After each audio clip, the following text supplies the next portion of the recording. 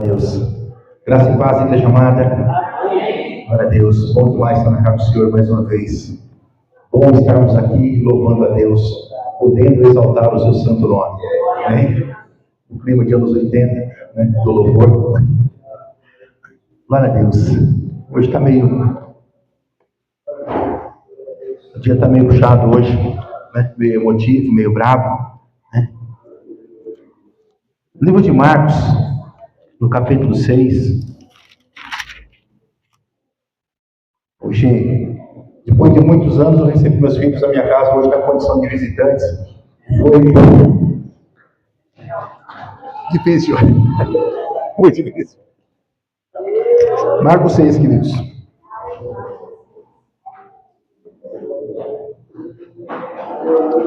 Amém.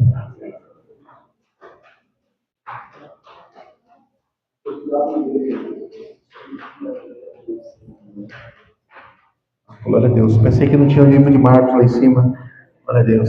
A Bíblia está completa. Louvado seja o nome do Senhor. Eu vou ler até o versículo 13, depois eu retomo. Amém?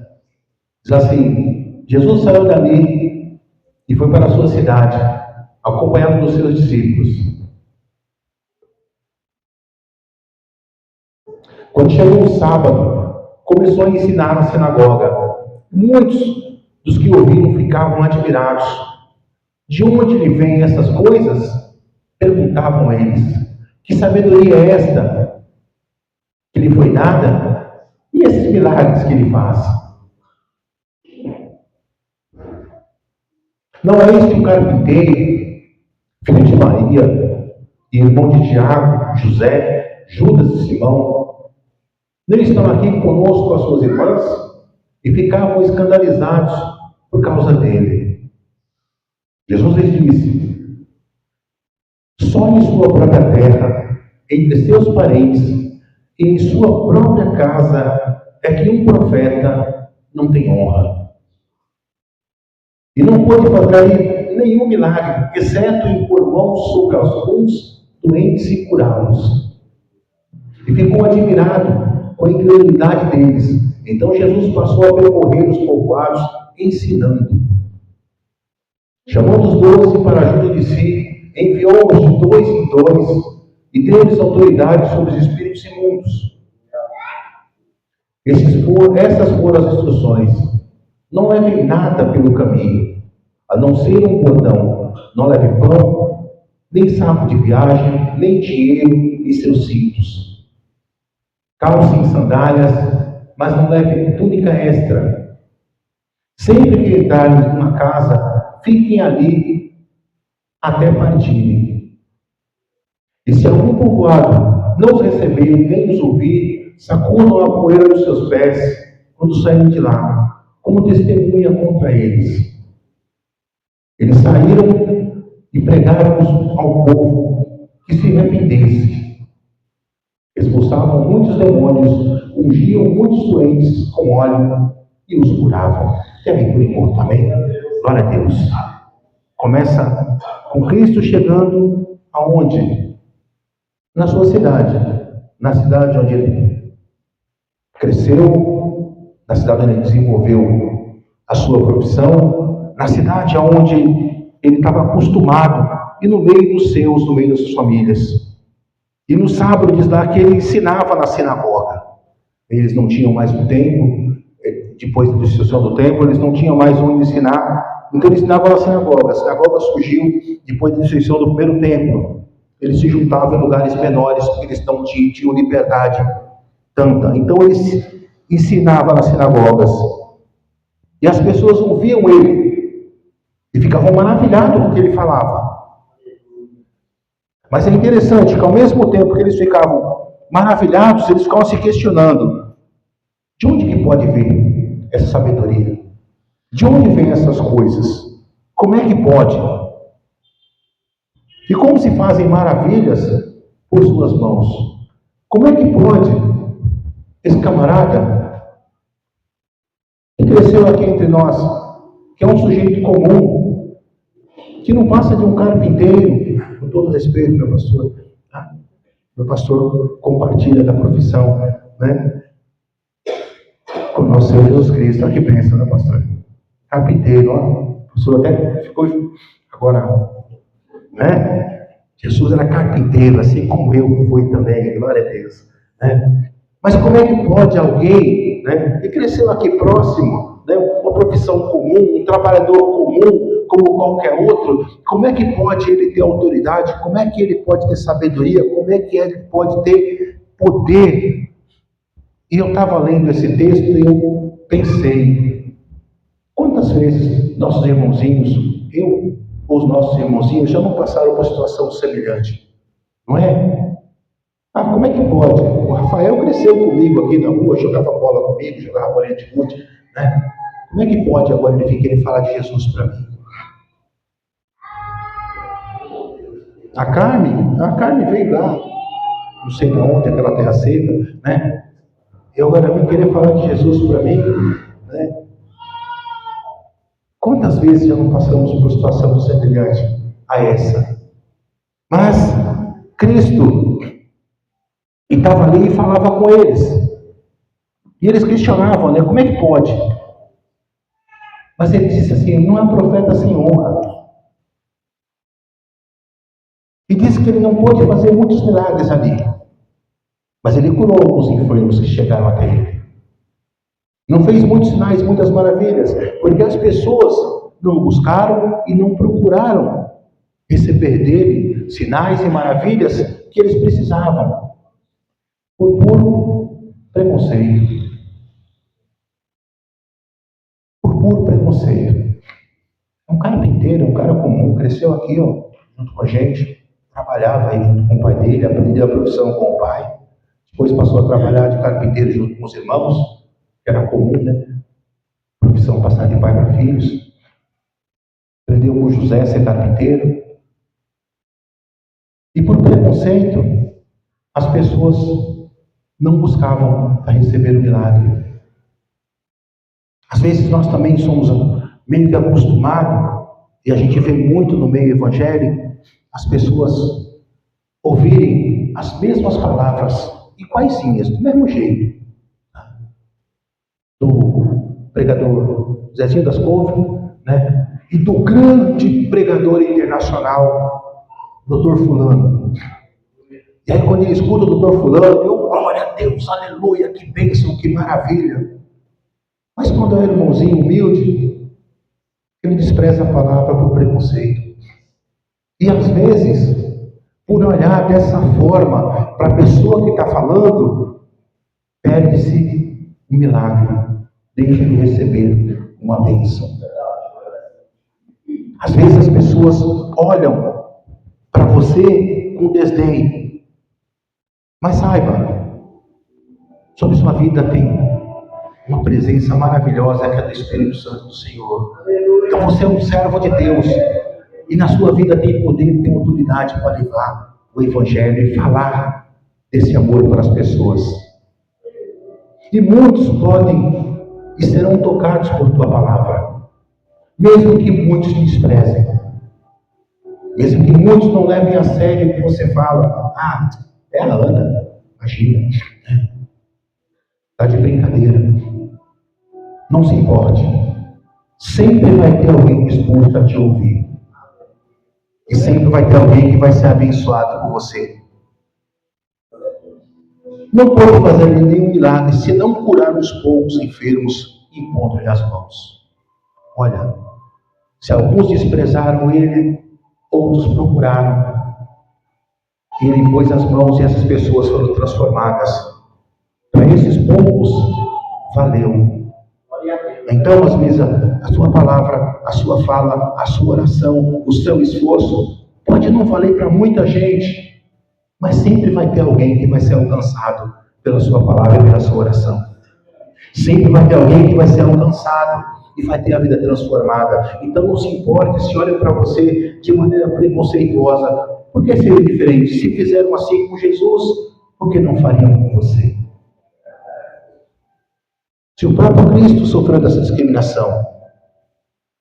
Mas diz assim, admirou-se da incredulidade deles, contudo, percorria as aldeias circunvizinhas a ensinar. O menosprezo, o desprezo, o preconceito de alguns não pode impedir você de continuar a levar o Evangelho. Não importa. Se alguns olham para você e te desprezam, falam, isso aí não tem condição, você não sabe nem falar, não sabe nem falar. Mal estudou, consegue nem ler a Bíblia, em vez de túnica, fala túnica, né? Sabe nem ler direito. Não importa. O que importa é que o Espírito Santo que está dentro de você é poderoso para tocar a vida das pessoas. E Ele coloca a palavra nos seus lábios para que você possa levar o Evangelho da salvação às pessoas. Então não importa se te olham com desprezo. E lembre-se, desprezaram Jesus. Quem somos nós comparado com Ele? Por que não podemos desprezar também? Olhar para nós de forma preconceituosa e falar, não, isso aí não tem condição. E é verdade, não temos mesmo. Mas conhecemos aquele que tem e Ele habita em nossas vidas. Então esse Deus maravilhoso, Ele estava ali. E Ele foi lá. E com certeza o interesse dele era alcançar aquelas pessoas. Né? Imagina se não, poxa vida, cresceram comigo, correram, brincaram comigo. Como eu gostaria que eles fossem alcançados pelo Evangelho e salvos. Cristo não deveria pensar diferente. Queria fazer algo naquelas vidas. Mas ele não conseguia. Mas os que se chegaram foram alcançados. E isso não desanimou. Percorria as aldeias. Mas no 7 diz assim, chamou os 12 e passou a enviá-los de 2 a 2. Vem para mim aí, versículo 7. Chamando os 12 para junto de si, enviou-os de 2 em 2 e deu-lhes autoridade sobre espíritos imundos. Glória a Deus. Veja bem, ele chamou os 12, eles não tinham autoridade, mas Cristo tinha. E ele fez o quê? Ele repartiu a autoridade que estava sobre a vida dele com aqueles 12. Mas como é que isso? Como é que pode isso? Como é que Deus pode repartir a autoridade dele com um ser humano comum? É simples. Basta colocar o Espírito Santo na vida dele. Basta colocar o Espírito Santo na vida. E foi o que Cristo fez. Cristo pegou da autoridade dele, que ele tinha, e colocou sobre aqueles 12. E deu a eles uma missão. E os 12 haviam acabado de presenciar Cristo ser rejeitado e desprezado por alguns. E com certeza aquilo serviu para que eles falaram, se acontecer com ele, vai acontecer conosco também.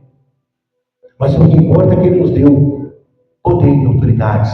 E como ele segue dizendo, e foram as suas instruções, não levem nada pelo caminho, a não ser o bordão, não leve pão, nem saco de viagem, nem dinheiro em seus cintos. Calcem sandálias, mas não levem túnicas extras. Sempre que entrarem numa casa, fiquem ali até partirem. Tá bonitinho aí. Eu fico pensando como seria a vida desses missionários que tinham que sair levando dentro de si apenas tão somente a fé.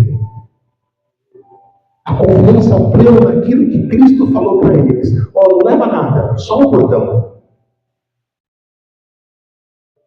Hoje seria difícil acharmos alguns missionários dispostos a fazer isso. Não leva nada, mas Senhor, nem uma garrafinha térmica, um cafezinho para tomar no caminho, nem um pacotinho de bolacha, Senhor. Não. Nada. Não leva nada, vai na fé. Creia somente. Difícil ser missionário numa condição como essa, não? Mas quem chamou e enviou? O próprio Cristo. E antes de enviar, o que ele fez? Repartiu o seu poder sobre eles, colocou sobre eles a autoridade. Não leve nada. Se não receber em algum lugar, vão para onde? E quando receberem você na casa, fique lá. Mas se eles não levavam nada, Quando eles partissem daquela casa, era para partir também sem levar nada. Não era para explorar as pessoas que recebessem. Era para ir para um lugar também sem levar nada. Levando apenas tão somente a certeza de que Deus era com eles. E assim eles fizeram. Segue o texto, por favor. Se algum povoado não os receber, nem os ouvir, sacudam a poeira dos pés quando saírem de lá, como testemunha contra eles. Era comum do judeu, eu acho que os ortodoxos faziam isso até hoje de maneira simbólica. Quando eles estavam fora de Israel, em terras estranhas, em lugares impuros para eles, quando eles chegavam e atravessavam a fronteira de Israel, antes de pisar no território de Israel, eles chacoalhavam e batiam o pó dos pés para não entrar ali nada de um lugar que fosse impuro. E é isso que Cristo fala para eles: ó, se não receberem vocês, eles não são dignos de receber vocês. Então batam o pó contra eles e segue a vida de vocês. Aí diz aí o que acontece com eles. Eles saíram e pregaram ao povo que se arrependesse. Glória a Deus. Veja bem, arrependei-vos, porque é chegado o reino de Deus. Essa era a pregação de João Batista. Cristo também pregava o arrependimento. O que Cristo mandou que eles pregassem? Que se arrependessem. Hoje, pouco se fala de se arrepender dos seus pecados e erros e buscar o Senhor como Salvador. Hoje, pouco se fala de deixar a vida pregressa de lado e buscar em Cristo uma nova caminhada para a vida, uma caminhada diferente, mudada, transformada, restaurada. Aquele que roubava não roube mais, o que mentia não minta mais. Se arrependam dos seus erros e mudem. Essa é a essência da pregação do Evangelho. Era e é até hoje a essência do Evangelho. Mas às vezes as pessoas buscam a igreja querendo apenas tão somente o milagre e a bênção. Se fizer uma campanha, Deus no final da campanha, nós vamos orar com fé e Deus vai dar um carro novo para todo mundo. A igreja lota. Porque as pessoas estão mais interessadas hoje no milagre que Deus pode fazer por ela do que naquele que Ele já fez, que foi doar a sua vida para nos resgatar da morte. O maior milagre Ele já fez.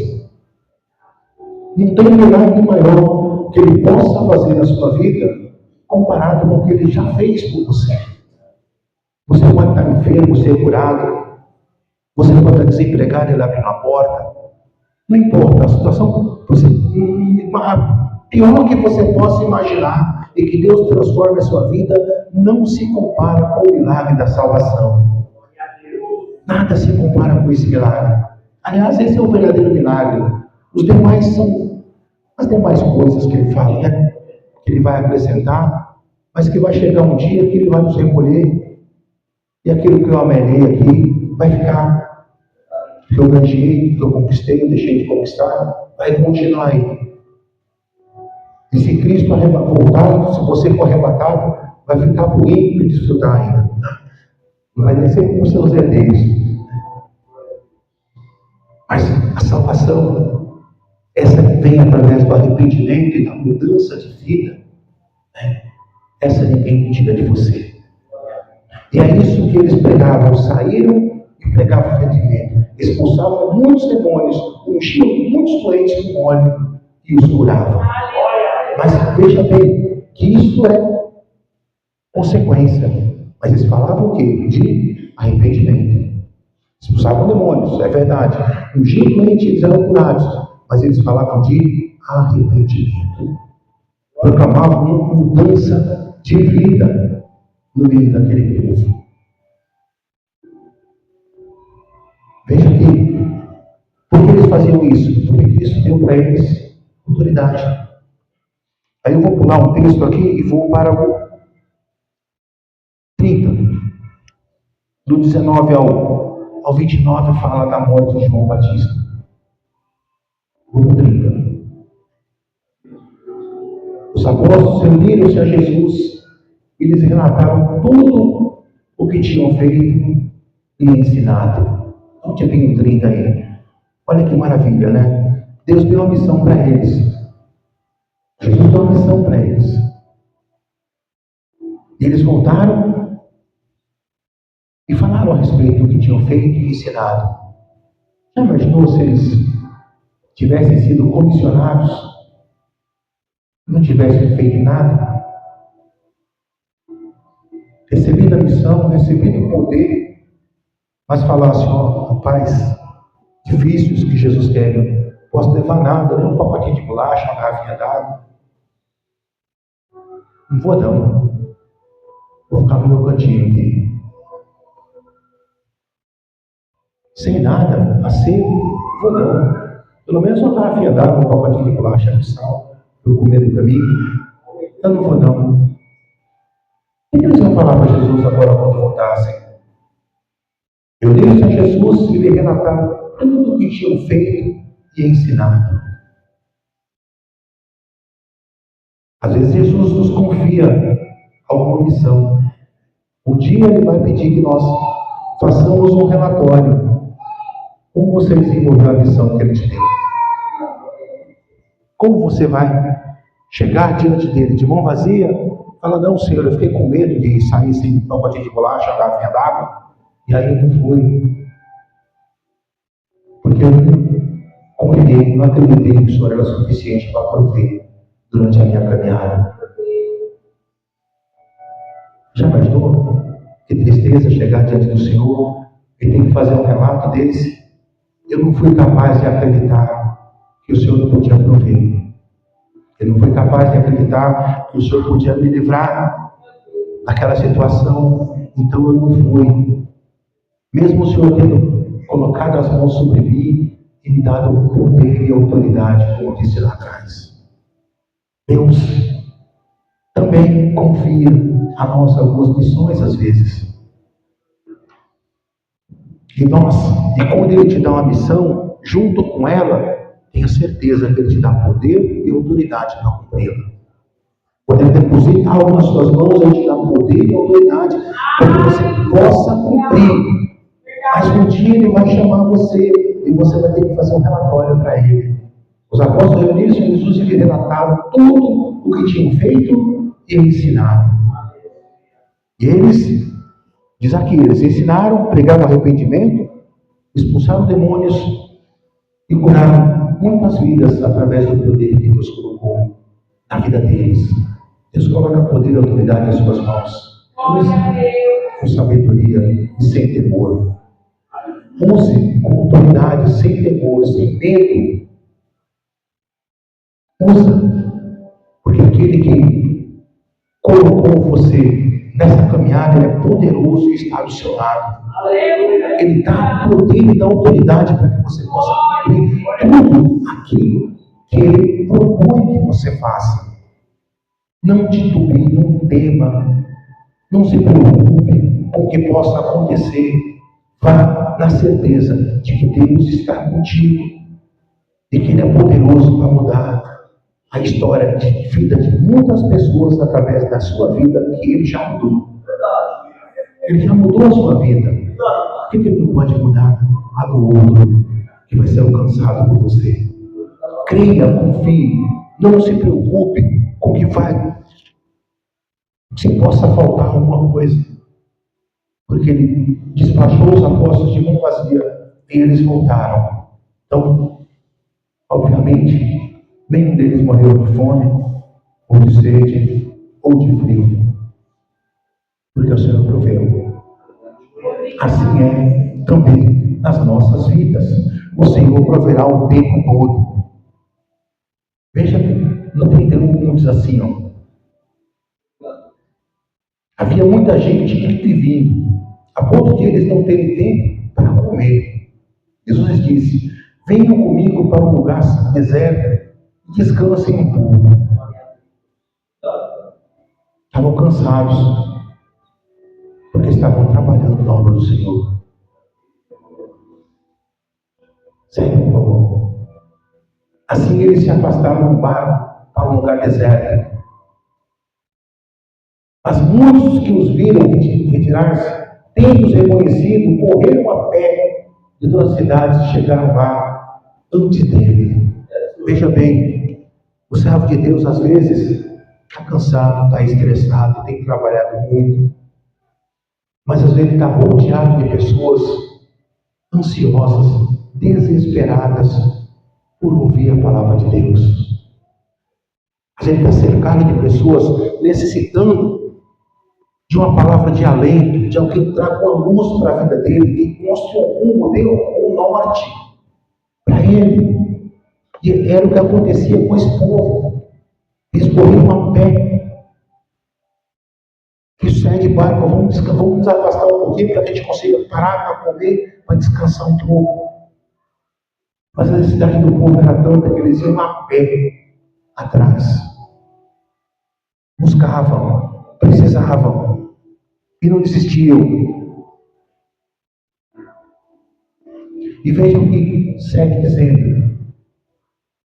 Quando Jesus saiu do barco e viu uma grande multidão, teve compaixão deles, porque eram como ovelhas sem pastor. Então começou a ensinar-lhes muitas coisas. Jesus desceu do barco, a intenção deles era descansar um pouco. A sua também é ficar em casa e descansar. Mas de repente, tem uma multidão de pessoas, ou uma só, que precisa que você pare e dê atenção para ela. De repente tem alguém que precisa que você pare o que você está fazendo, os seus afazeres, e dê atenção para essa uma pessoa, para 100 pessoas, para 10 pessoas, não importa. Porque o valor de uma alma para Deus é incomensurável. É incomensurável. Então Cristo, mesmo cansado, ele, ao ver as pessoas, ele teve compaixão delas. O cansaço dele ficou de lado, a fome, e deixou de lado, porque o amor para com as pessoas era muito maior do que a necessidade que ele tinha. E quando temos Cristo em nossas vidas, o amor de Deus em nossas vidas deve fazer com que nós amemos também nosso semelhante de tal forma que possamos abrir mão de algumas coisas para que possamos levar a palavra de alento para essa vida. Tenha compaixão, porque eram como ovelhas sem pastor. Tem muitas ovelhas sem pastor hoje em dia, muitas ovelhas perdidas. E por que a figura da ovelha? Porque é um animalzinho frágil, um animalzinho que é levado com muita facilidade, é um animal extremamente indefeso, dócil e indefeso. E se ele não tiver um pastor, está condenado à morte. E assim que Cristo compara aqueles que ainda não o conhecem e que não se chegaram até ele. E aí o que ele fez com essas pessoas? Os desprezou, deixou lá, falou: eu estou com fome, deixa eles para lá, vamos comer. Eu estou com sede, deixa eles para lá. Estou cansado, vamos dormir e deixa eles para lá. Não. Ele se compadeceu dele e começou a ensinar-lhes muitas coisas, sem perder tempo. Assim é que ser a nossa caminhada no Evangelho do Senhor, sem perder tempo e usando todo e qualquer tempo, independente da condição que estejamos. Tem umas pessoas que brincam, falam: quando eu morrer, eu vou ter muito tempo para descansar. E é uma grande verdade. Quando eu morrer, eu vou descansar bastante. Ou quando eu for para o céu, eu vou descansar mais ainda. Não vai ter trabalho, não vai ter cansaço, não vai ter fome, não vai ter dor. Então vou ter tempo demais para descansar. Mas enquanto eu estiver aqui, tiver a oportunidade, eu tenho que trabalhar para o Senhor. Enquanto eu estiver aqui e surgir a oportunidade de alguém necessitado, eu tenho que me colocar na condição de ser útil para servir aquela pessoa. É para isso que estamos aqui. Para amar os nossos irmãos. E amar os nossos irmãos como o amor de Deus significa servi-los em suas necessidades. E tem muitas pessoas que são ovelhas sem pastor andando por aí, precisando ouvir do amor de Deus, precisando que alguém nos alcance com um milagre, com a palavra, para que eles possam ser transformados. E a sua mensagem deve ser: Cristo te ama e quer ver a sua vida mudada. Cristo te ama e quer que você tenha uma mudança na sua vida. A palavra conversão significa mudança na mente. A conversão é uma coisa interna, né? A gente muda de sentido na nossa vida. Passa a ter um outro sentido, uma mudança transformadora. E é isso que Cristo quer que nós devemos às pessoas. Para isso Ele te comissionou. Para isso Ele colocou poder e autoridade sobre a sua vida. E não importa se muitos desprezarem o poder e a autoridade na sua vida. Fizeram assim com o próprio Cristo. Saiba que sobre a sua vida tem poder e tem autoridade. Você tem a palavra do Senhor para levar para as pessoas necessitadas. Não hesite. Não se preocupe que vão pensar, que vão falar. Faça aquilo que Cristo determinou na sua vida. E você vai ver pessoas sendo transformadas e a sua própria vida também sendo transformada. Porque Cristo se alegra quando fazemos aquilo que Ele determinou para as nossas vidas. Amém? Que Deus possa nos abençoar e que a luta adiante possa continuar fora dos corações. Em nome de Jesus.